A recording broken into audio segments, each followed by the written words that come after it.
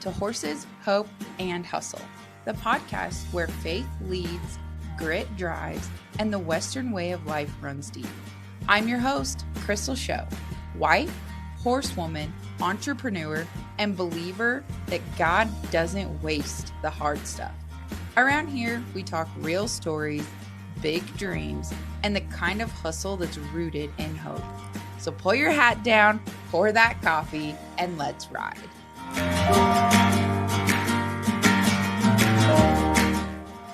Today's guest is Seth Maxie, a professional announcer, pedigree man, and big-time hustler whose voice has traveled from Mississippi to Montana. We're talking miles on the road, knowing your pedigrees, and the work ethic it takes to build a name behind the mic. If you believe success is earned one opportunity at a time, you're gonna like this one.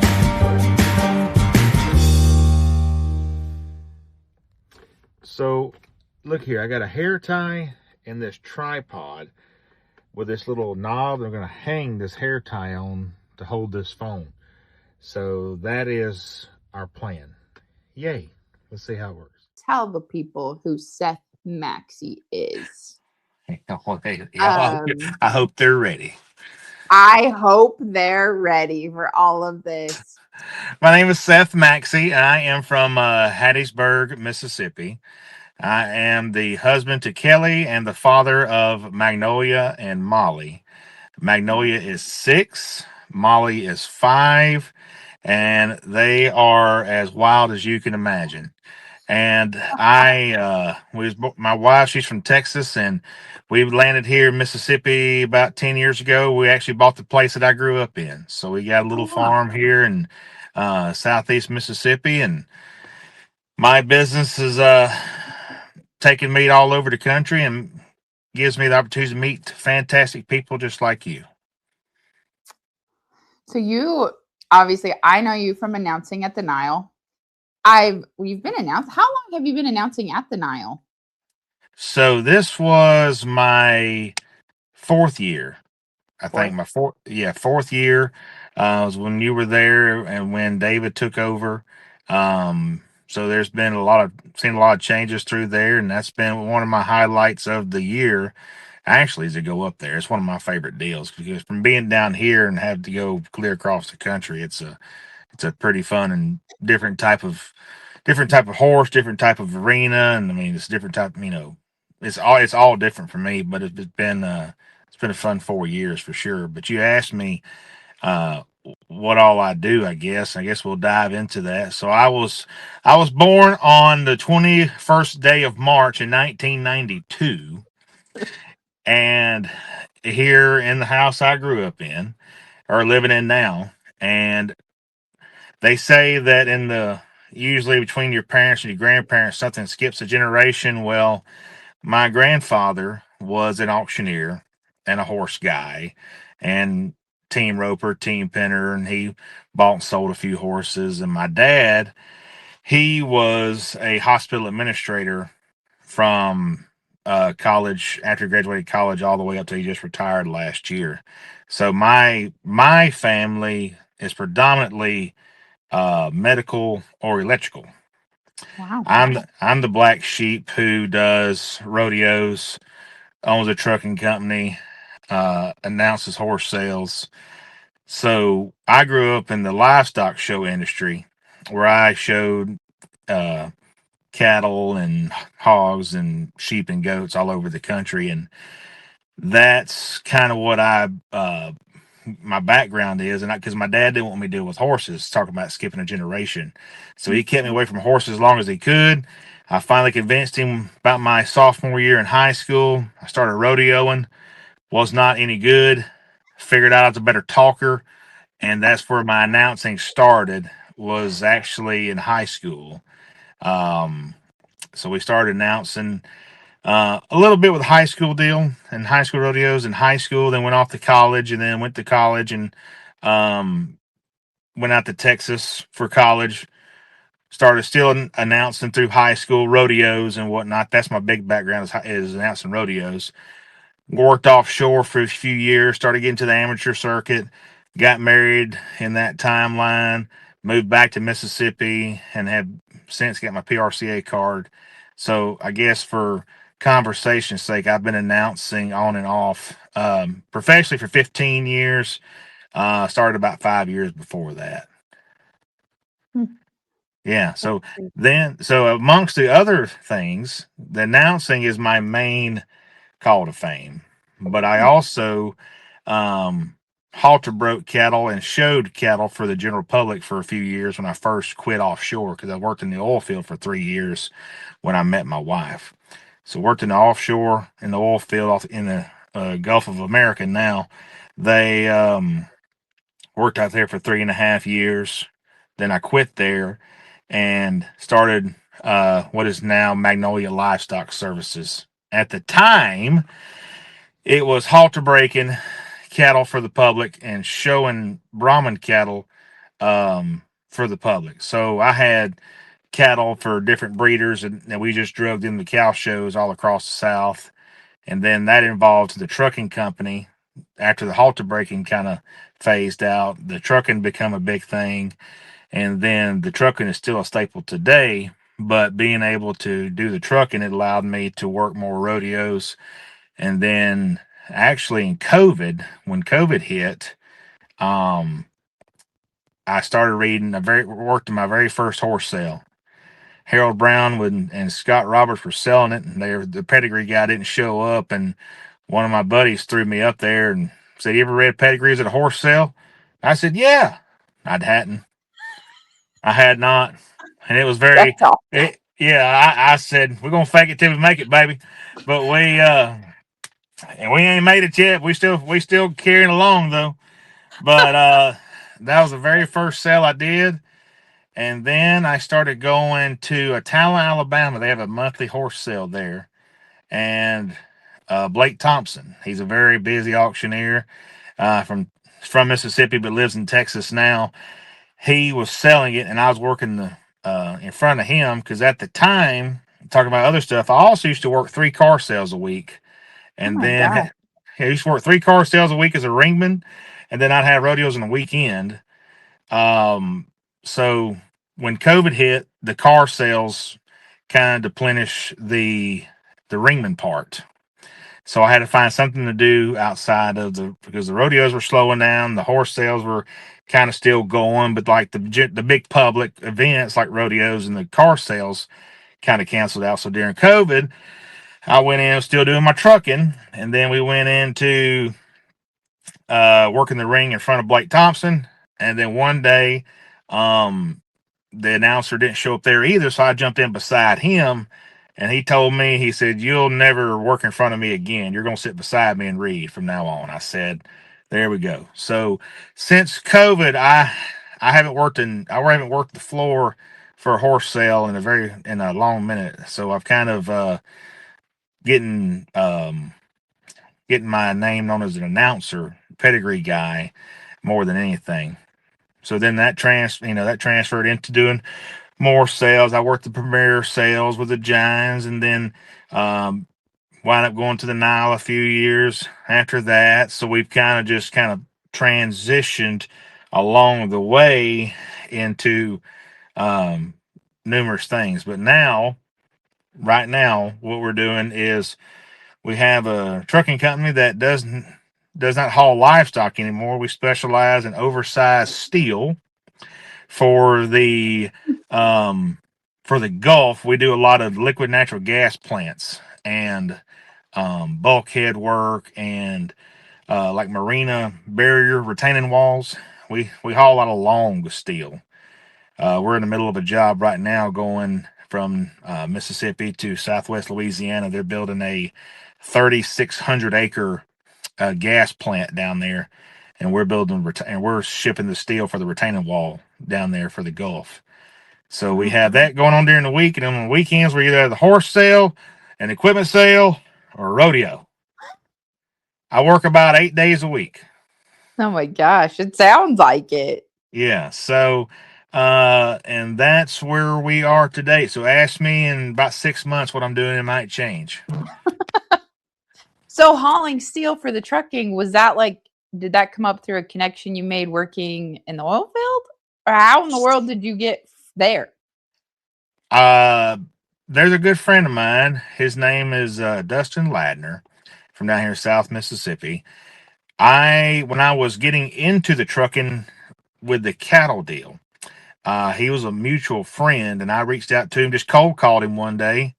And ever since that cold call, him and I have been really good friends. And when um, when they were short staffed on trucks and having more and more expansion stuff, and they needed more trucks, he asked me if I wanted to join their little crew. And I said yes. There's about 8 of us in our little clique, I guess you want to call us, and we supply most of our steel is normally 100 foot or longer. We're dragging across usually up and down I-10, Wow. way down here compared to Montana or Arizona. You're closer to Yeah. I-10 now than you were, but Yeah. Holy so cow. that yes, there's a lot to unpack there. So when people ask me, "What do you do for money?" I say, "Well, there's a shorter list of what I don't do." One thing, hey, all joking aside, I want to wait tables one time. I haven't done it yet. Me and a buddy of mine from Kansas, he's actually a John and Molly Sparrow. Me and John have talked about waiting tables. That's one thing I haven't done. That's one thing I want to do. You ever seen Lonesome Dove? Yeah. I want to go wait tables on a riverboat. There you go. Honestly, I bet you would make phenomenal tips doing it because, I'd get busy you're a good talking too much. connector. Be the problem. Wouldn't be her. That'd be the Yeah, problem. the people eating would probably like it. The people you were Yeah, waiting right, on, the people you were waiting right, for, right, the boss right, might not like. right, right. That's exactly right. So that's about the one of the few things I haven't done. Man, I've and that's what me and my wife. She's like, you need to write a book of all the stuff you've done. I said, well, I've because during that cattle days, I was dehorning cattle, hoof trimming cattle, halter baking, branding. I've hauled peanuts and feed, and ain't many commodities I haven't hauled. So, but to narrow it down, it's the livestock services portion that was the official business. So we kind of the livestock, the horses and the cattle is what we center everything around. Yeah. Did you Yeah, name the Magnolia? What was it? Magnolia Livestock. What was the name of the business? the Magnolia Livestock Services. So was your daughter born before or after that?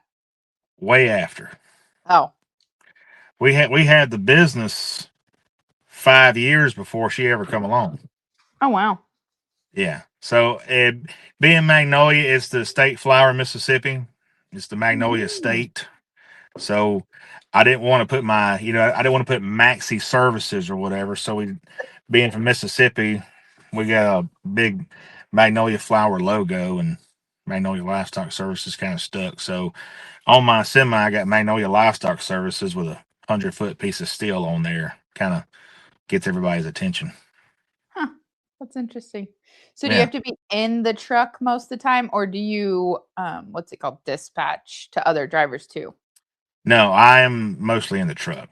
Yeah. So I mean, I think we're going to transition and get another driver um, later on in the year, sooner than later. But as Mhm. of right now, it's just me at the moment. Wow.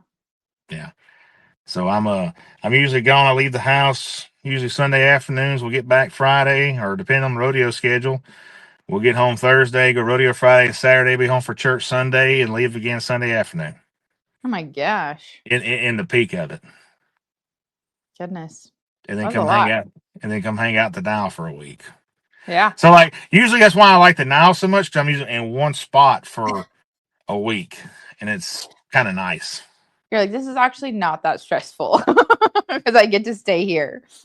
Yeah, no, and that's what we're trying to do is I'm actually trying to buy another business right now that would allow me to be home more, and I'll keep somebody in the truck and keep going, and I'll be home more. So we're kind of in the middle of that right now too, amongst other things. So that's why I said check back in 6 months, it'd be something different.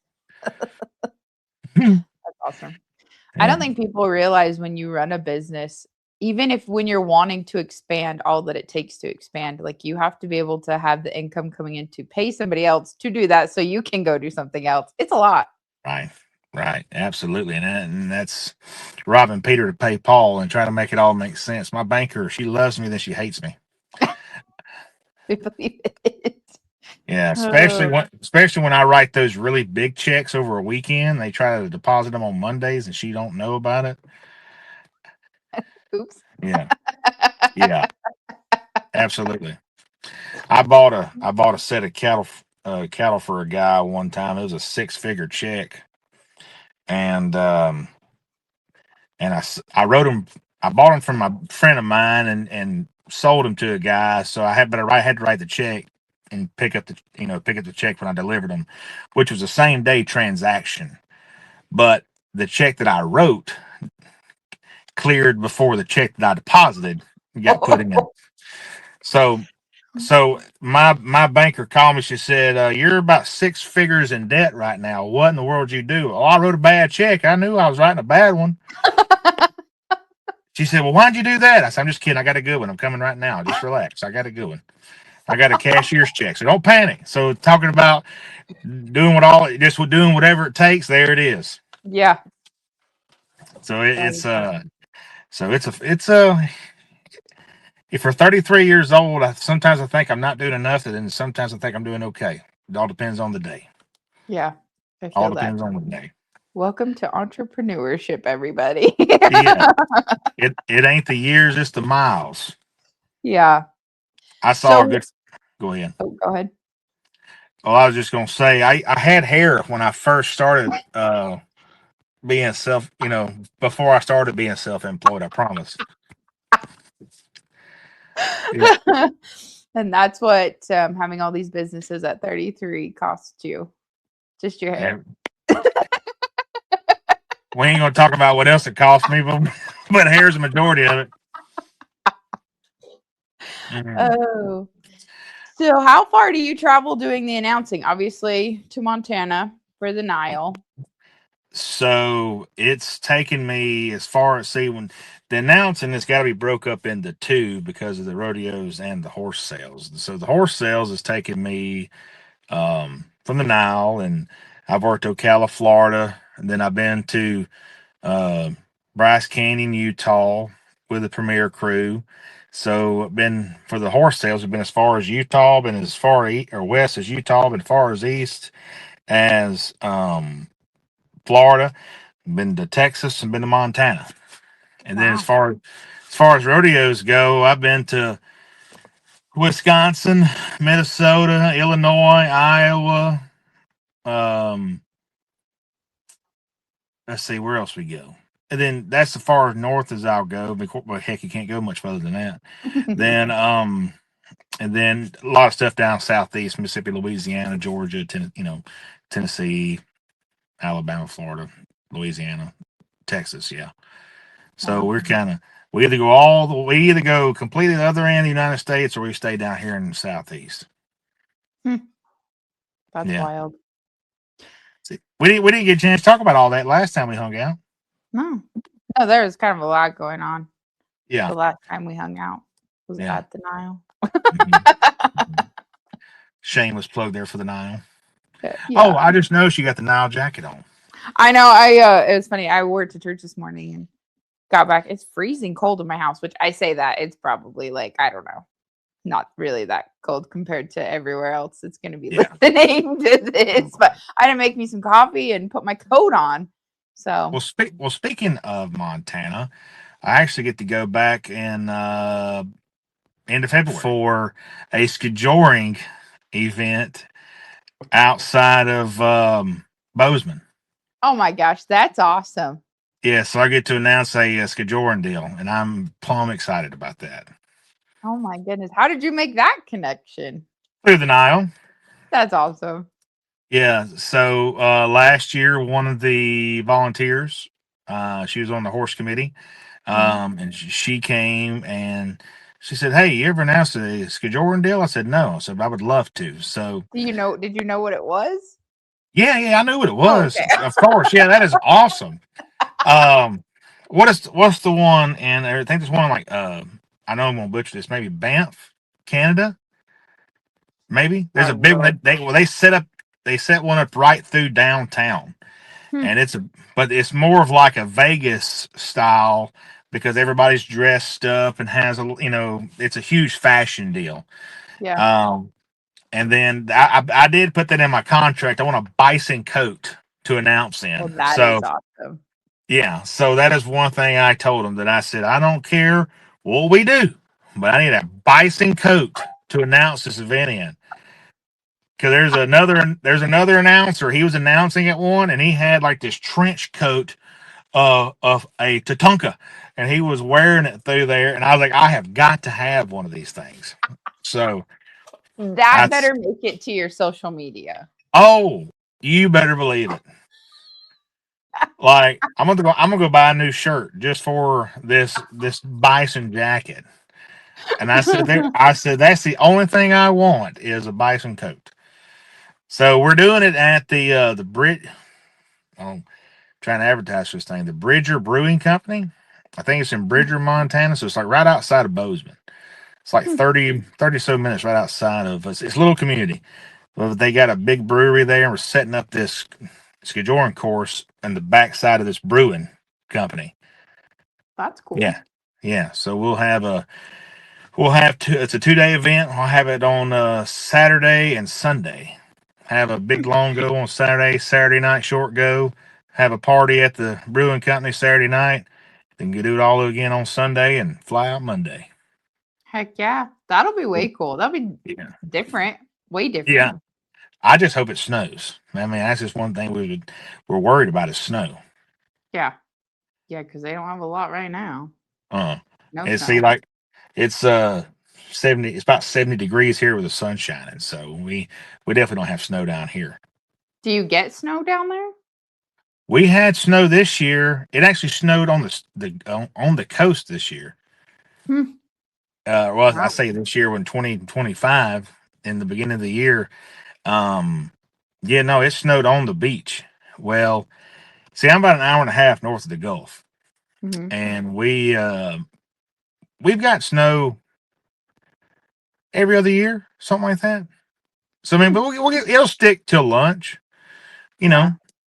But I mean, it'll shut down the town for 3 days, but you can still have snow by lunch, you know. Huh. But Wow. but it got it. We probably had a foot of snow an hour south of us, Hmm. which was a big deal. And that's why I mean we're just not set up for snow around here, but we do get it. It's fun. Like I said, we'll spend about half a day in it, then about had all we want to do because it's so wet. Like it don't stick. It's just it ain't powder. It's more slush than it is anything. Yeah. But Hmm. kind of like the sunny beaches of Arizona. Yeah. Yeah, Now we where got are you? snow. I think we got snow twice since like in the 3 winters I've been down here. And it's like same thing. It like kind of covers the ground and then it's gone. Yeah, so you're in Wickenburg, right? Yeah. Yeah. Yep. Team roping capital of the world. I saw where hubby was out there roping the other day. He freaking obviously he's humble. So I'm like, whatever, I'll talk about it. Yeah, we went down to Rancho Rio's kind of like the prime arena in this town. Hmm. There's a lot of big arenas down here, don't get me wrong. But and I don't know all the team roping lingo, but it was a world qualifier, four Yeah. steer. So you had to catch 3 in a row to make it to the short round to get your fourth. And yeah, he had some problem. He legged one in the short round, but they still won some money, paid for the day. We turned around, picked up my little young stud, and took him to another roping. So it's It's a pretty cool. win-win. And yeah, I was like, hey, that's awesome. Still money ahead. So Well, speaking of Rancho Rio, they got just a small horse sale down there. yeah, small. Small. So I've actually, but I love the way they have that runway through that auction block. Mm-hmm.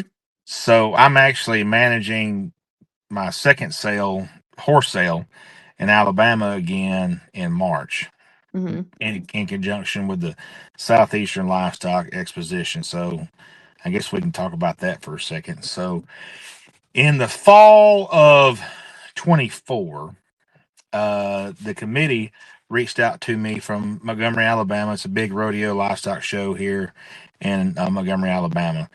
I've friends with some of those guys, and they were reached out to me and said, "Hey, you ever thought about putting on a horse sale?" And I was like, "Yeah, absolutely. What's your ideas?" They, well, we want to have one in conjunction with a rodeo. No problem. So in Vegas during the NFR, the PRCA convention last year, we launched advertising for the sale, and in March of 25, we had the Alabama Select Horse Sale, which I managed, and we had a great sale. And we're doing it again in March, second weekend of March, Friday the 13th, and then Saturday the 14th of March. So we have that coming up. But reason talking about Rancho Rio is I have my own block, tote board, auction ring. Talking about other stuff I do, I have a complete auction setup. Built the block, got a tote board, got an arena, everything. Um, I'm gonna make a runway just like that, but a little bit wider, and we're gonna have chairs lying down both sides, have a big bar in the back, Mm-hmm. registration, high top tables. Oh, On heck yeah. Friday, on Friday night, we have like a benefit auction for the rodeo. We raise scholarship money for the rodeo. Oh, cool. Our, last year, we raised just shy of like $10,000 for scholarships first year Mm-hmm. on a Friday night fundraiser auction. And then we had the horse sale on Saturday, but on Friday night, I bring in a band. We have a party and we cook and play music and fellowship. And then on Saturday, start off the morning with mimosas and Bloody Marys and coffee and have a horse sale. Heck yeah. That's awesome. Yeah, so it's a good time. It's a good time. Hang tight. We'll be right back after a quick word from our sponsors. This episode is brought to us by Big Sky Horse Sales. From Montana to Arizona, Big Sky is your trusted online auction platform for quality rope, performance, ranch, barrel, and trail horses. Check out our Wickenburg online sales series December through March. Shop current consignments and stay tuned for the 2026 sale lineup. Or contact us today to book your custom event at bigskyhorsesales.com. Big Sky Horse Sales, built on trust, backed by quality. What kind of horses are you mainly pulling there? Like family trail horses, performance horses? Trail horses and gated horses. Huh. So the gated horses are very popular in that part too. So we have the gated horses. We actually didn't have anybody consign none at the first sale, which was kind of a downfall on our end because everybody, I say everybody, quite a few people wanted them, but nobody Yeah. consigned it. So I made sure to invite some of my gated horse friends for this one. But there's a lot of big trail riding community down there because of the natural forest and those kind of where it's at. Because right outside of Montgomery, about 30, 45 minutes, you can go off through some big natural trails. So then Montgomery is also right outside there is big cattle country. A lot of feedlot, stocker calf operations. So there was a need for some using horses, ranch type horses. As far as performance horses, not really. Um, at least at the first one. Now we had some good bred colts there; those sold really well. But if they were just fat, pretty, gentle, that's the name of the game. Easy Yeah. ride, easy ride. You know, and we had so I mean, as far we had a team roping demonstration too, but those horses sold well. But those horses didn't sell for team roping horses. They sold to trail riders and day working guys. You know, so but the thing is, who knows what the 2026 sale will bring? That's what we're getting some more gated horses, and we're still reaching out to some more trail horses. Got a couple draft horses, draft crosses coming. So if they're big, pretty, and gentle, I've always been told the easiest horse to sell is a fat one. Yeah. So, you know, fat and gentle, something that I could ride. So that's kind of, I ain't never claimed to be no cowboy, that's for sure. So that's You what don't we're have horse training on your list um on my list of businesses? jobs. Yeah. I will facilitate somebody to do it. but I'm not going to be doing it. That's fair. That's fair. Yeah. Yeah, we got these barns that I'm using, or I have, man, we even have not been able to use them just for the fact I ain't even been gone. So if anybody here is from Hattiesburg, Mississippi is looking for a barn, we got the barn for you. There you go. We got 10 stalls, 3 traps, and a big open pasture, and Oh about wow. 300 acres of woods around us you can go ride through. Oh wow. Yeah. That's cool. Yeah, there's a lot of our biggest commodity down here, cattle wise, is stocker calves. So I mean, there's people around us that's got shoot 1,000 head of yearlings all around us. There, my guy who my neighbor, he's got about 100 around my house. Oh wow. Yeah, so there's cattle and pine trees. We're in the pine belt. Technically, is what they call us, is a pine belt. Big forestry commodities down here. Hmm. It's Didn't know interesting. that. Didn't know that, did you? No. Oh, well, obviously you've been to Montana. It's crazy to me how much changes. The horses, because up in Montana, it's obviously big general geldings, but way more using horses, cowboy horses, kind Mm, of, but so it's interesting to hear what is more popular over there, down yeah. there, out there, Well, it's down there too. I down, out, promise you. over. Well, we're between I-10 and 20, so we're okay. If you get south of I-10, it's a different breed of folks down there. But we're south of 20, so we're still halfway normal. Oh, okay. But Okay. Good to know. but but I'll tell you this is COVID come around, that really threw a spike into the horse industry, which I'm sure y'all have seen that as much as anybody has. But then Yellowstone, of Mhm. course. But you know, the thing about the demographic of horses the type of horses is like y'all have a lot of cattle operations, big sky country, and places y'all can move and put big herds together. Mhm. Everybody down here has 30, 40, 50 acre spots, but might have 5 of them. Mhm. There's no big outfits that have thousands of acres because there's so many trees. So you know most people use four wheelers just because it's faster and easier to get around and work cattle and go through them because you have so many pastures to get through. Because it's like this guy around me that has 100 around my house. He also has 100 here. He's got 50 across the street at another spot. He's got 100 acre field over there. He's got 100 head in. He's got 10 fields around this little community. So like his guys just ride around on side by sides all day trying to gather things up and look and doctor and do so the need for horseback. There's still plenty of cowboys that are horseback. Make no mistake, there are, but Yeah. it's not as common because they have so many spots to get to. The guys who are in the cattle business full time. That's the hard part is just trying to. We can't go ride and check fences all day long in one section Yeah. because we run out of daylight and got to get moving. Yeah. That's fair.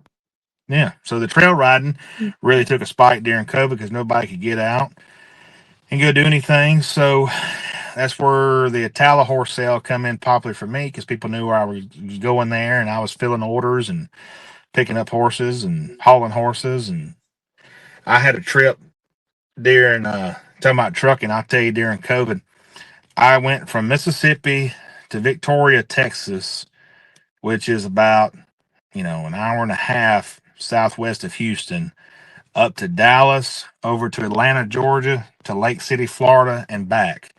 Oh my gosh. But weaving through East Texas and different parts of Georgia along the way. But I-10 and I-20, I made that loop once a week for about a year. Wow. Yeah. So, but started during COVID and put a million miles on a truck. Yeah, I'd I leave bet. I'd leave out because the online sales were so popular. That's when they sure enough took a running was during COVID was the online sales. Mhm.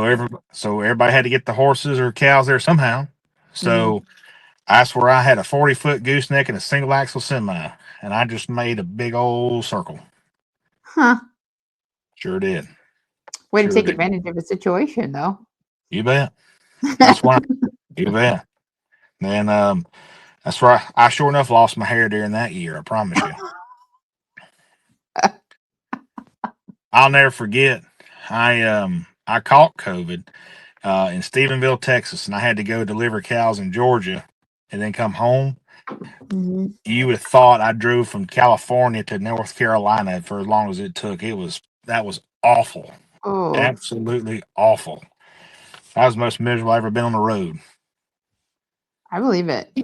That would Yeah, not be a fun time to have COVID at all. no, no, absolutely not, absolutely not.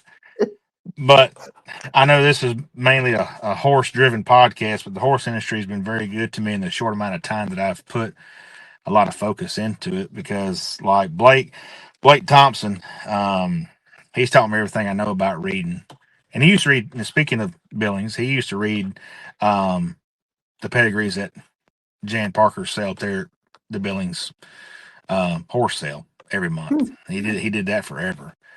Yeah. So, but now he's full time auctioneer and doesn't read anymore. So he decided to focus on that and give up his announcing gigs. And he saw where I had some potential and has taught me a lot and really taught me everything I know. And has been a very big asset to my success. With in the little bit of time I've been in it. But Yeah. I do love it. People ask me, do you plan on being an auctioneer? Absolutely not. No. I have no desire to be an auctioneer. I like doing the ringman part. I like reading. I like driving, but I have no desire to be an auctioneer. None. That's funny. So No. when you got started doing pedigrees, since you weren't familiar, did you go study these bloodlines or how did you? Oh yeah. Yeah. That's if they had a catalog sale, and that's the thing about like at those monthly sales, you don't know some of those horses aren't cataloged. So Hmm. you're reading on the fly and taking the information they give you on the fly. But like at the Nile and other sales, and I'm still a student. Everything's still changing. So when those catalogs come in, I request them early, like I did with you, and you get them and go through them and study and see what's popular. And with some horses just aren't bred, don't have a whole lot of footnotes, but but then some horses are royally bred and they got the pedigree Oh. to back them up. You know. Yeah. So to answer your question, they just like everything else, you just got to put in the work and study and be prepared when you get there. And one thing I have learned is no matter what horse comes through that ring, you can find something good to say about every one Hmm. of them. Yeah. Whether it be if they got a pretty mane and tail or a pretty coat or pretty color or, you know, two big kind eyes and dark line down their back, whatever. But Yeah. there's always something good to say about all of them. Yeah. And the fact, and I just love horses in general, so that makes it easy. I mean, I can easily find something that I enjoy, or like Yeah. about all of them. Yeah. Did you, I guess you get to see a catalog picture, but would you go walk through the barn and see any of those horses before they came into the Yeah. ring, or would you Oh, yeah. just, Yeah. yeah. So that's where we get the small details. So, you get the footnotes where he's a 15-3 gelding. He's 5 years old. He's been ranched on, drug calves at a fire, safe, sound, whatever the little generic stuff they tell you. But you go walk through the barns, through the stalls, you see the consignor, you go visit with him. So, look, tell me about your horse. Well, this guy here actually raised, he's 5 years old, but he taught my kid how to ride. Okay. Or we won the forehead roping and Wickenburg on him, but we're selling him as a ranch horse. Okay, Hmm. well that's something to use. Not only can you ranch on this guy, but he can teach your kids how to ride. He can teach you how to rope steer in the box. He can put you in the pay windows. This horse here is versatile. So, I mean, there's a lot of things you can add to it by visiting. Yeah. You know, and then making sure the catalog is correct. Yes. Whether it be hey, oh, this ain't a gelding, it's a mare. That's Hmm. important. Yeah. You know, That's kind of or is, important. is he a gelding? No, he's a stud. Actually, okay, well, that's very important. Yeah. So that's what I like going to do. So every sale I go to, I usually get there the day before, um, if I can, which is 9 times out of 10 I can get there the day before. because all consigners get there usually the day before, and you go through the barns, you visit with everybody, and say, "Hey, look, well, I'm announcing. Is there anything we want to add to this?" Then you Mm-hmm. go through and make sure the catalog's correct. Well, like I said about the ranching and the roping and the raising the kids, and you know, or if they're just an agent, you deal with that too. So I mean, there's a lot of different scenarios that you got to express in a very 30 to 45 seconds on the introduction of this horse, Mm-hmm. and then while you're studying this horse in the sale ring, you know, you have to get prepared for that second speech too. If the auctioneer needs you to say something or they're trying to decipher there's some miscommunication between the buyer and the seller or whatever, then you talk about, how pretty it is. You watch it move, you watch its, you know, video, you see the good attributes this horse has and that you want to capitalize on, that you want to emphasize, but then you have the stuff that you don't want to necessarily talk about, but you have to point out. Let's say for instance, a horse has a scar, got knocked up on the trailer on the way here. Look, this horse is 100% sound, but it's scratched his hock on the way unloading the trailer, got in traffic and had to slam the brakes and got cut up. Seen it happen 100 times. So Mm-hmm. that's the little stuff that you have to be knowledgeable on because you have a person online that may not can see that, but you want them aware of what's going on before that horse gets there. Mm-hmm. And that's the number one thing in the auction business is integrity. Yes. You know Yep. and I think that it really needs to be emphasized because you know this as well as I do. Bad news travels faster than good news. Mm-hmm. You can have 1,000 attaboys, but that one oh darn will stick with you longer than them attaboys will. Yeah. So that's why the integrity and knowing your product is one thing that I've been taught. One thing that I'm trying to really emphasize when I'm announcing is, it's 100% what you say, but it's also how you say it too. Yeah. That's And very so, true. yeah, so like an auctioneer's got a very important part, but so does the announcer too. Yeah. And Absolutely. I've learned that. I've messed up, and I still mess up. We're all human, but we also have a lot of good attaboys too.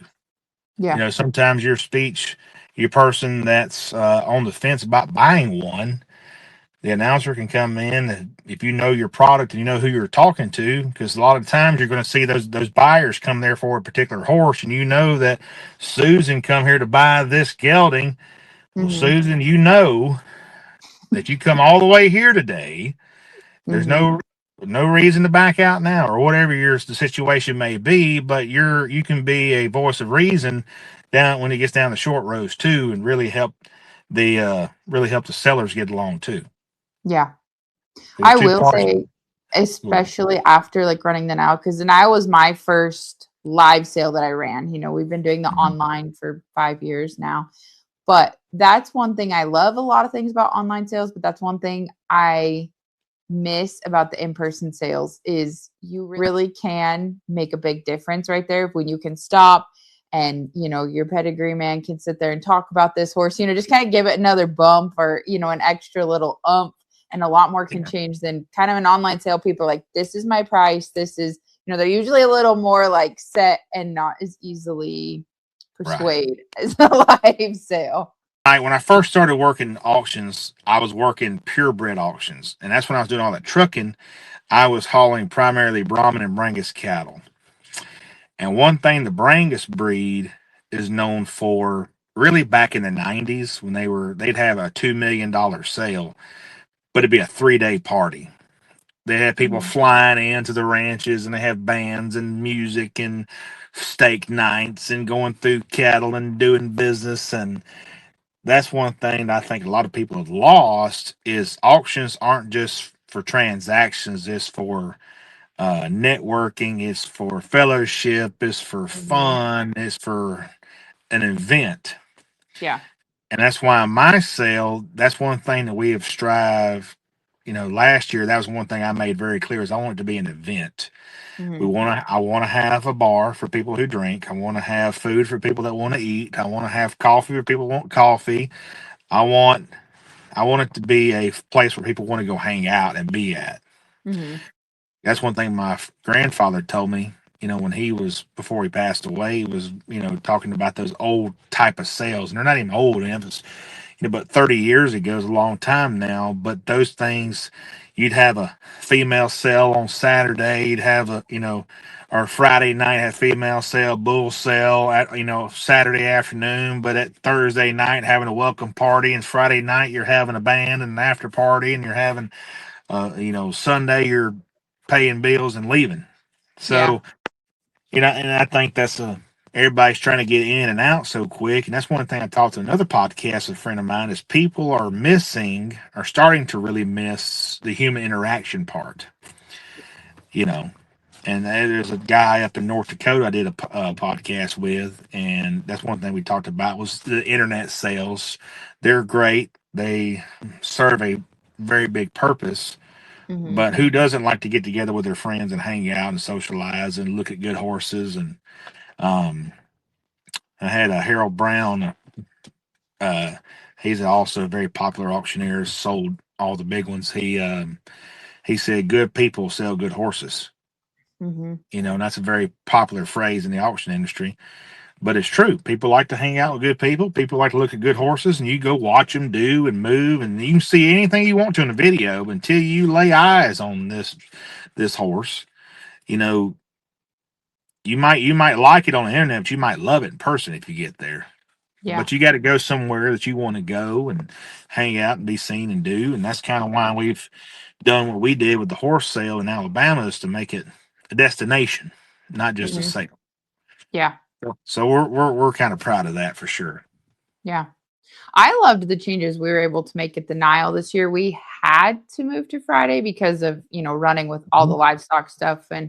But I thought it was really neat. I've been going to the Nile sale since I was in Montana. So for the last 5 years, and it to me felt very different. And it was really cool how many new bidders we had come in, how many people that were like, we haven't been to the sale in forever, but we came, and whether they ended up buying a horse or not, there was lots of new faces there. And it was just a whole vibe. Like, it was a lot of fun. I Yeah. thought, even though I, I was so stressed out, I still thought it was fun. I love night sales. Night evening sales, those are the best. Yeah. And we had just enough horses, you get through and be done it. You still make it to Jake's before they close. I mean, like, Yeah. we still had, I love the way we set up the ring this year. That was Oh, yeah. new. Having the VIP section, that was new. That I was love the great. VIP deal. Yeah. Yeah. I Yeah. mean, like you said, it's been a lot of changes there, but I think they were all good changes. Yeah. Not saying stuff in the past was bad, but Yeah. I'm just saying that it was definitely it was definitely different how we set it up from front to back. And I Yep. love it. We Yeah. just got to work on our color coordinating for I know. 2026.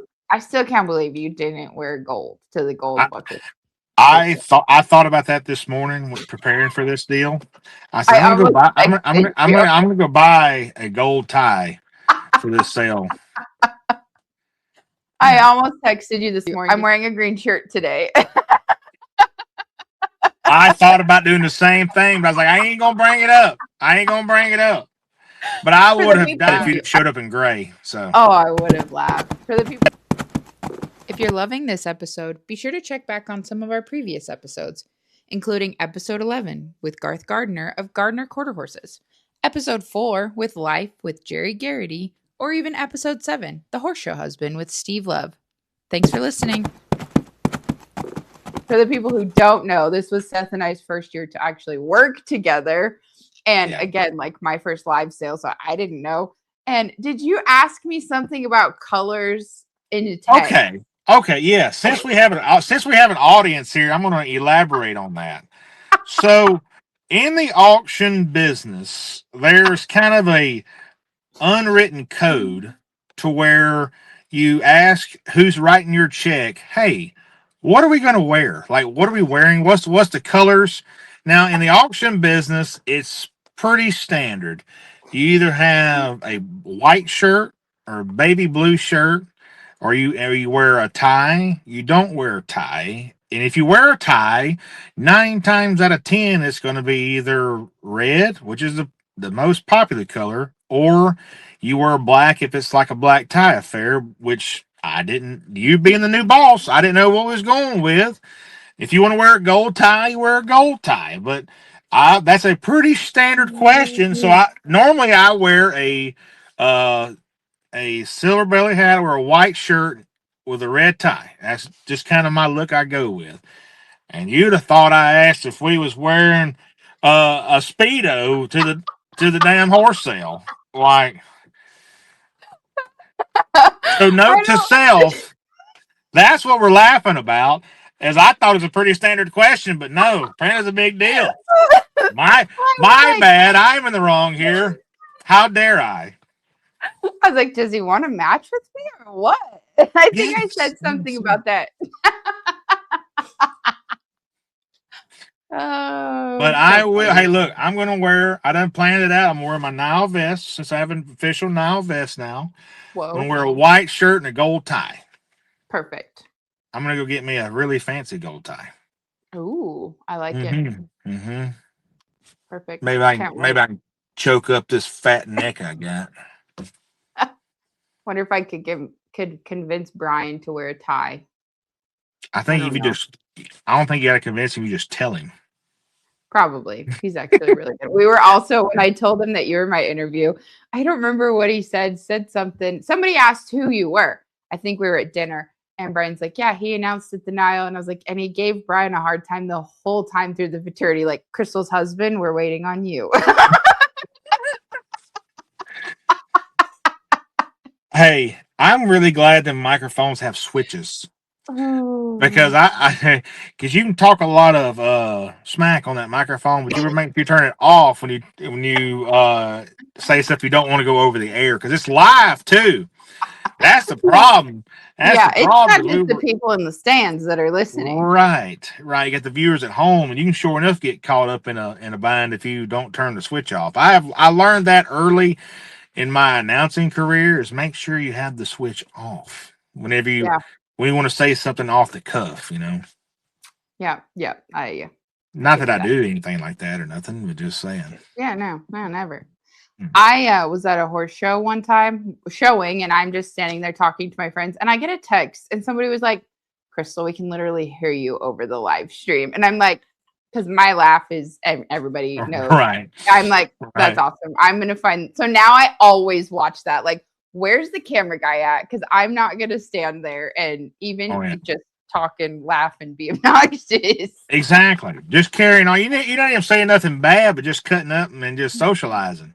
Yeah, it's Hey. like these people are not watching the live stream. Like, obviously, they're listening to the podcast to hear us BS, but they're not watching the live stream to hear that. Right. And I wasn't sure. I wasn't sure what type of audience we have, but if we could. But I can sure enough get rowdy, get cut up if we need to. But being from the South, I'm loud and proud. There ain't no doubt about it. That's awesome. So, okay, with the rodeo, the pro rodeos, Mm-hmm. do you work with a lot of the same people, like, or is it a lot of new crowds in most of the rodeos you go to? As far as crowds, you're talking about or personnel? I mean, I guess like the personnel that are working the rodeo, like Yeah. stock contractors, the So, yeah. So, prime example, there's a guy here in Louisiana that I work for. I do probably 15 shows a year for him. So it's the same crew, same show, different town every time. The same clown, same jokes. But but the thing is, you have to put on when it's showtime. You got to pretend like it's the first time you've heard these jokes. It's the yeah, first time you've seen these guys, and you're just excited to see them as you were last weekend in the same event in half a town over. yeah, So to answer your question, the personnel is the same. And like there's in what had an auctioneer Heath Sprackland, he's from Illinois. He said this one time that you gotta go play Hollywood. When it's time to go to work, you put on your face, you go do the show, you play the part that they want to hear you play. No matter if you're tired or sick or ill or whatever, but when it's showtime, you got to put on the smile and go to it. Mm-hmm. You know, and that's like your openings are going to be the same in every rodeo. More or less. He put some fillers in there. I mean, they're the basic flow of rodeo is the same across the board, Mm-hmm. especially for at PRCA level. There's different calibers of contestants. Like in the South, you're going to have maybe one or two contestants that are sure enough good per event. But because a lot of guys that are really good are in the slack, so you won't even see them in the show. So for them folks in the stands that you got to entertain, they come there to see, a good show, regardless of the contestant's talent. So you have to also, as an announcer, be good at playing the part with the clown. Now, a good clown can make an okay announcer look really good, but a bad announcer can make a great clown look terrible. You know, so that's one thing I've prided myself on for the last 15 years is getting really good at working the crowds. Crowd participation, the clapping, the sing-alongs that we do, the feet stomping, the interacting with the clown to get the clown to work with the crowd. It's just a big. You have to play the parts, but then there's times to get serious and talk about your in the beginning you talk about God and country, which is more of a serious motivational type of scenario, but then you're in the bareback ride and you got to bring that energy up to here to 10. But then when you go down to your first timed event, you can let them breathe a little bit, but then you go back to saddle bronc riding. Halfway through the show you bring it back up, and it's just a constant wave you riding for 2 hours in a show. And that's the thing about production and rodeos. You have a 2 hour time limit for those fans. After that 2 hour mark, you're gonna start seeing the crowd leave. So if you ain't leaving them wanting more, that's where you start losing the quality of the show, in my opinion. Is like I said, you can watch it from the time they sit down to the time they leave is 2 hours. So if you knock out a show in 1 hour and 57 minutes and leave them wanting more, you've done something. And that's what we try to do is tell them to go tell their friends, man, I went to rodeo last night. It was awesome. And that's one thing that we I trying to say this is there's a rodeo clown is he worked in FR this year. The clown Dusty Myers. He's from Mississippi. Has done tons and tons of rodeos. I worked with him quite a few times, and he got to go play the big show this year and give a win for the boys from the South. Because a lot of people in the rodeo business, there's a lot of announcers, a lot of clowns in this part of the world, but they just usually don't make it out to the big show. For one reason or another, but having a win for the boys from the South was a pretty good win for us this year, and it was fun to see him there, and he did a great job, did an absolutely great job. Because I'll tell you this, Montana humor and Mississippi humor is two different types of humor. Really? Like oh yeah, like you have got to be flat out funny to make it work in the South as a clown. And as an announcer, if your bit is to be a funny announcer and comical and can get a crowd moving, like you got to be entertaining, because Joe Schmo mechanic down there at Larry's Tire Center could be 10 times funnier than the clown that's in the arena. I mean, down here. I mean, there's just so many funny characters in the South. I mean, and that's one thing that it's hard to be an entertainer in the South, because you have to be good. Like you can't fake it. Like you have to genuinely be a good entertainer. Like there's another NFR announcer named Roger Mooney. I'm name dropping a lot of people here, but he made the comment one time that he said, I don't get paid $500 to announce. He said, I get paid $2,500 to entertain. And he puts on this big show. He's a big man from Georgia, and he uses phrases like he hung on there like a hair in a biscuit, and like stuck to that bull like a cat in a screen door. sometimes you're the bug and sometimes you're the windshield, but that's what he's known for. And he's from Georgia. He announces rodeo from Washington, everywhere in the country, and does the NFR. But they want that big booming voice and to entertain them. So that's what. Same thing with reading pedigrees at a horse sale. Same thing with announcing rodeos. Same thing with being, I guess, in life in general, is you have to be real, or the people who are real are going to call you out on not being real. Yeah. They got to believe it, and you have to live it. And if you're fake, they're going to know you're fake, and especially in the South, for sure. And so there's a lot of, I'm my biggest one of my biggest fears is losing my voice, because I make the majority of my income from working a microphone, and I absolutely love what I do. I really do, truly do. And I'm very blessed to get to do what I love. There's a lot of people who go to work every day and they hate their job. And I'm very fortunate to get to do what I love every day. At Christmas, it's kind of sad, I guess. At Christmas, my stepmother, she asked me, she said, I wasn't sure what to get you for Christmas because you really don't have any hobbies. You just you just kind of work. I said, well, I love what I do for work. I said, I guess that's a hobby. But I said, yeah, I don't get the chance to have hobbies. I said, what's a hobby? Yeah. Brian and I had that conversation the other day. We don't go, I don't know, we don't go do like any kind of touristy things or like go out, but everything we do on a day-to-day basis is exactly what we want to be doing. Yeah. So it's like, I don't need to go into Phoenix and do whatever, because we'd rather stay here and ride and rope and maybe go to dinner with some friends right here. Like, but we're very content with what we got going on. Ain't no doubt about that. Prime example was we had a friend driving through last night, and him and his girlfriend, we got to visit, a chance to go visit with him. And if we, maybe did other jobs, we had to work weekends and stuff, we didn't want to, we wouldn't get the chance to see him or go and visit friends in Texas or whatever. But having the ability to do what you want to do for a living is a blessing, and is sure enough a blessing, because I'll say this, the old phrase, if you love what you do, you want to work a day in your life.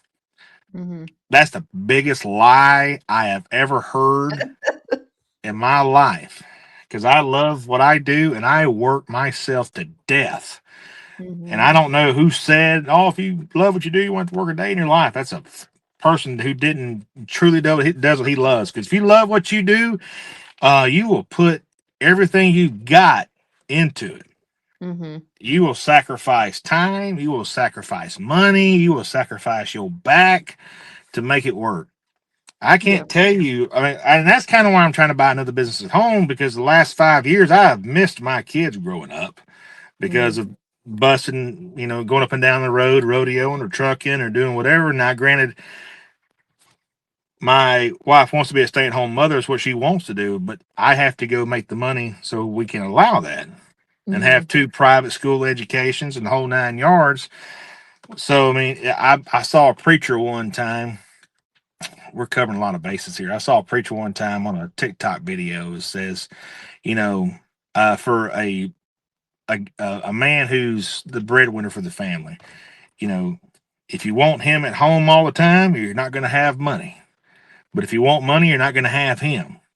If you want him to be a dad and all that too, you can't have it 100 one way. You have to sacrifice something somewhere to make the dream work.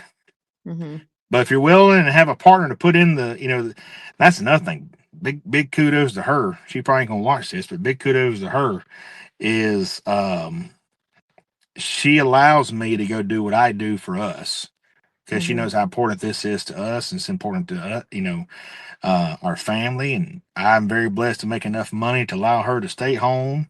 And but if she wasn't so supportive of what I do would be awful.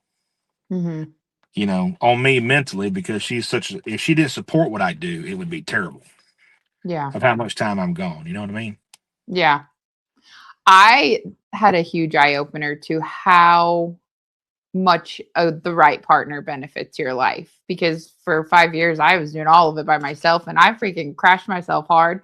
And this last year with Brian being around, it was crazy how everything just got bigger and better just because I had the right person at home clapping. Like you got to. Yeah. It's just like a team of horses. When they're both pulling the same direction, works out a lot better than one trying to go the opposite way. Yes.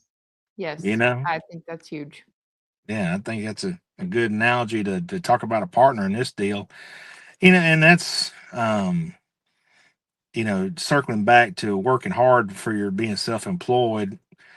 I spend a lot of time looking through TikTok, Reels, Instagram, Facebook, and of course, everybody in the horse industry has seen Clinton Anderson and his, raw and uncut podcast he's got. And that's one thing he talked about. He said, if you love what you do, you'll be absolutely crazy. Like, people have to think you have lost your mind of how obsessed you are with your brand or your business or whatever. If you're not putting that much energy into it, you might as well not even do it. But there's been a lot, and that's one thing I guess being the New Year's, we can talk about this, is everybody has a New Year's resolution. And I think we talked about it right before we started recording, is consistency. Is everything I do is nothing guaranteed. And the one thing that I want to do consistently is post something on all my social media platforms once a day, every day for 365 days. And we're day number 4, so we're off to a good start. But having the consistency and the discipline to do something every day to better yourself, a lot of people won't do that. Talking about the South and everything earlier, do you know who Jerry Clower is? No. So Jerry Clower is from Route 4, Liberty, Mississippi. He is an old comedian who had good stories, but the stories weren't what was funny. Well, how the way he told them was funny. One of the most prolific storytellers that ever breathed. And like, he was from you just need to go listen to that. I'll throw some to kind of summarize what it's like living in the South. You can go listen to some old Jerry Clower stories and get a grasp of what it was kind of like. I'll listen. Text me the name. I'll look it up. Yeah, Jerry Clower. But I will text it to you. But that's you were interviewing the Southern Bells the other day, and John and Molly Sparrow, I mentioned them earlier. They're going up there, and that's how me and John met. We met at a sale in Ocala, Florida, and he was like, "Where are you from?" I said, "Mississippi." He said, "Do you know where Route 4, Liberty, Mississippi is?" I said, "That's the home of Jerry Clower." And he said, he was like, did we just become best friends? I'm pretty sure we did. That's awesome. Long story short, or the long and the short of it, that's what I do. There is a shorter list of what I don't do for money, and I've been very blessed with a lot of people who believed in me. I got a family that believes in me now.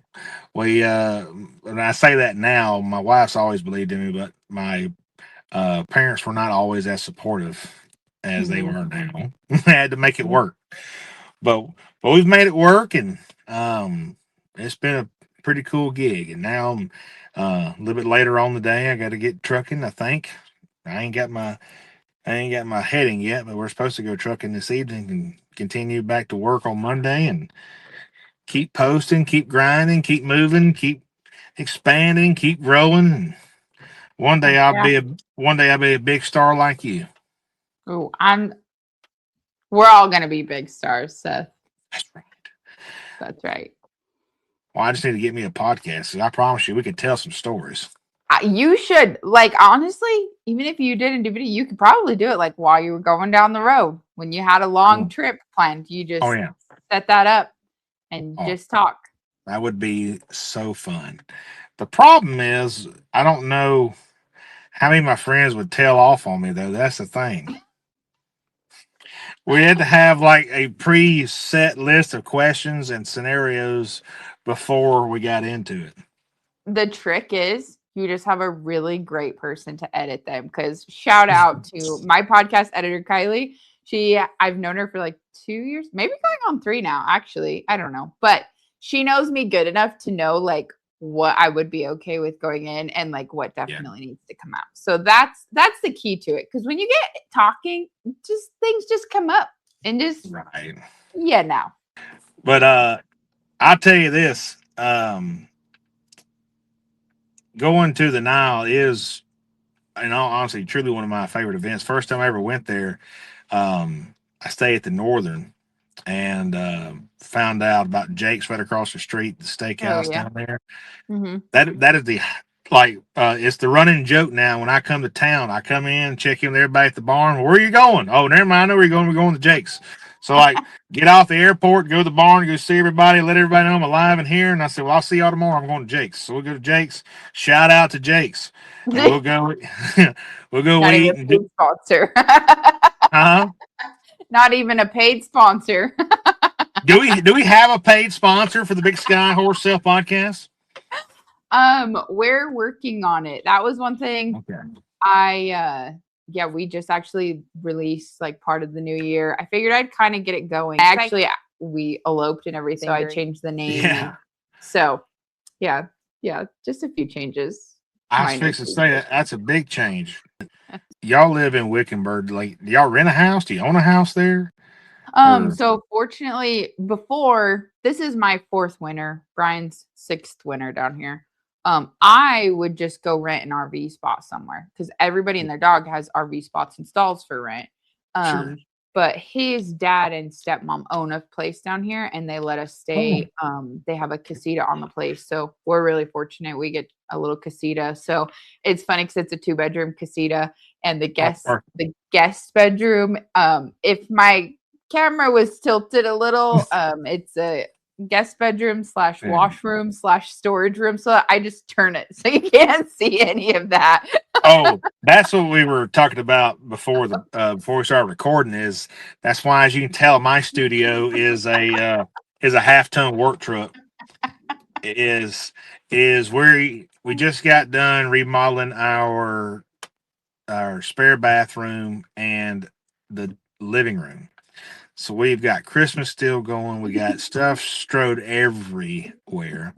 And I got 2 little ranch raised girls that are just loud. If you think I'm loud, which I am, they get it naturally.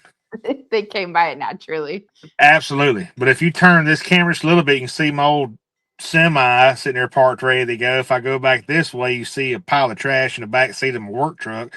So I just like throw everything to the side, and just so I can have this little narrow window for a podcast today. We're just out here riding the struggle bus at Magnolia Livestock Services. Hey, that's fine. I think it's fine. Everybody's got something that they're twisting the camera on a little bit. Yeah. Oh, goodness. Life. So, yeah, life. That's life. Yeah. I love it. Well, I always ask 2 questions when we close out a podcast. Okay. I try to remember to ask them. Anyway, what has been your biggest reward in all of the things that Seth Maxie is chasing? The biggest reward. Didn't even tell you I was going to ask this question. No, that's fine. I'm an announcer. I can do stuff on the fly. So the biggest reward is the freedom to do what I want to, when I want to, with who I want to. And that really revolves back to family time. Mm-hmm. Is if I worked a 9 to 5, we couldn't go and spend the day at the lake or really do anything. If I wanted to go take off and go see the girls perform at school, if I worked a 9 to 5 or whatever, worked for a company and organization that I wouldn't be allowed to do that as easily. So having the opportunities to do what I want to and who I want to is the biggest reward of the late nights, to grind, and I guess I've been officially self-employed for I guess 10 years now, a little over 10 years. So I guess that's the biggest thing is uh I hated working offshore. Really hated it. Started building my business when I was working offshore. Quit there, and been doing it ever since. So I guess that'd be the biggest takeaway from it, easily. Yeah. What's been the biggest struggle kind of staying on track and continuing to expand? Woo! Um, the inconsistency of income. Oof, that's a good one. The inconsistency of income for multiple reasons. Um, I don't have a single slice of consistent income. I have Mhm. nothing that pays me monthly without me having to go get it. Mhm. Whether I'm trucking or announcing, like physically putting in work, I don't have any passive income. Mhm. And the biggest struggle for that is, as well as I do, is feast or famine. So, like during this time of winter, there ain't much going on. People shutting down for the holidays, from Thanksgiving to Valentine's Day. Mhm. It has been tough since day one because everybody's spending money on, you know, Thanksgiving breaks. Everybody's traveling. Christmas are traveling. New Year's is just getting started. Things are getting ramped up, and then usually by Valentine's Day, everything's done, worked itself out, and we're back up rocking and rolling. So, but that also puts a strain on the marriage as far as not being able to go and do and rip and run and buy what you want to every time you want to. So you may have to budget a little bit more in the winter, or then on the business side of things, the fact that you don't have any income and trying to grow your businesses and do more, well, you have to have proof of income.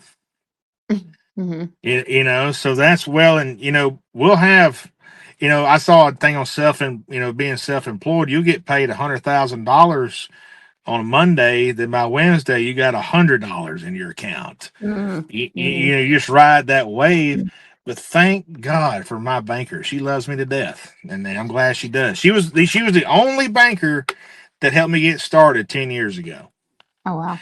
She's the only one who helped me buy a truck because I didn't have no income, or like I didn't have much history of income. Let me put it that way. I had income, but a lot of it was cash and trading and doing and swapping, and just I had the Mhm. money, but having the credit to do that. Yeah. So, making a very big circle here, the hardest thing is having enough of income to do what you want to, because that's the problem that I have is I want to grow faster, but I can't prove it to my bank that this, to Mhm. make this stuff work. And that's just the biggest struggle that I have to deal with. So now, it's taking a lot of learning and doing and working with her and my accountant, trying to make things work on paper to grow. Because Mhm. I've listened to podcasts and videos, and they say your first million is the hardest one to get. Then once you make your first million, that second one comes easy. Well, I'm still working on the first one. Hmm. So that's one thing that we're, and trying to leverage the businesses against the money. So you don't have to come out of pocket and make the bank's money work for you. That's Yeah. what is hard when everything I have to do is, I have to do it. So that's Mhm. why we're trying to buy a business this year that will have,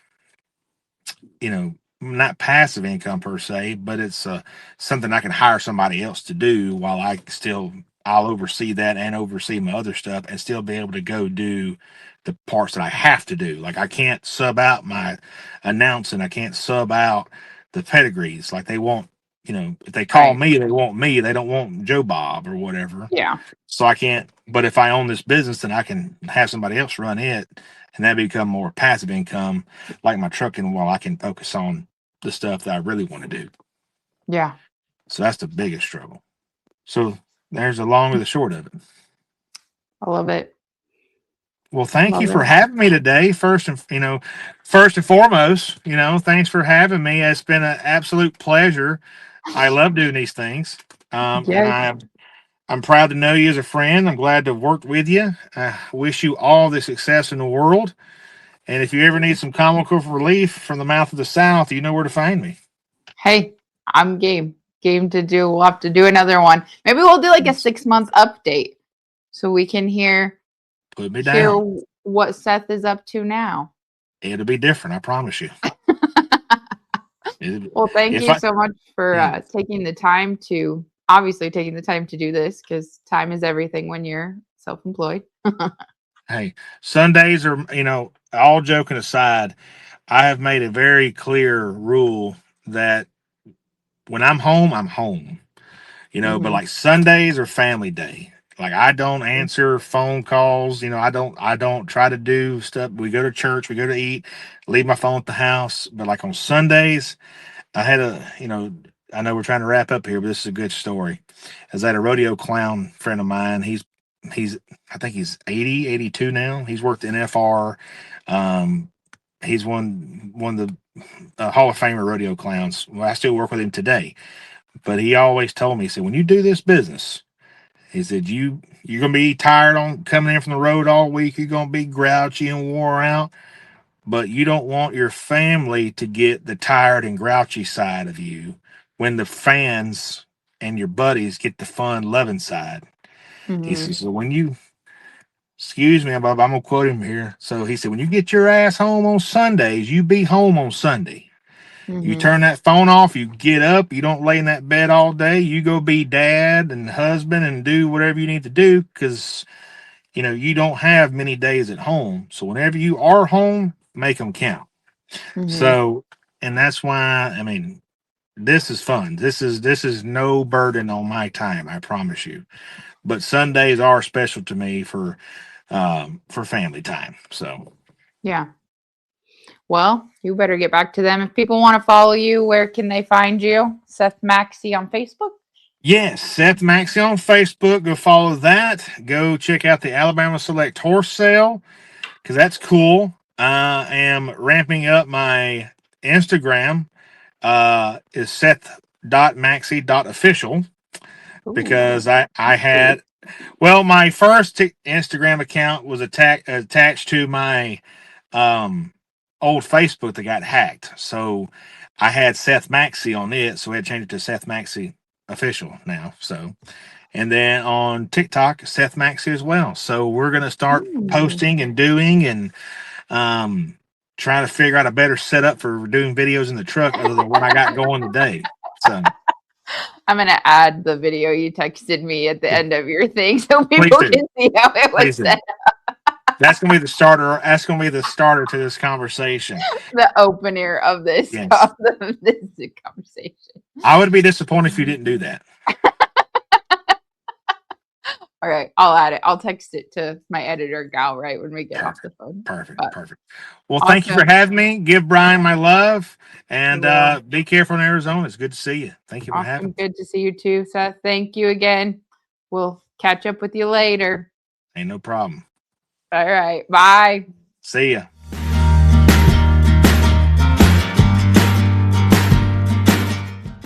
Thanks for riding along with me on Horses, Hope, and Hustle.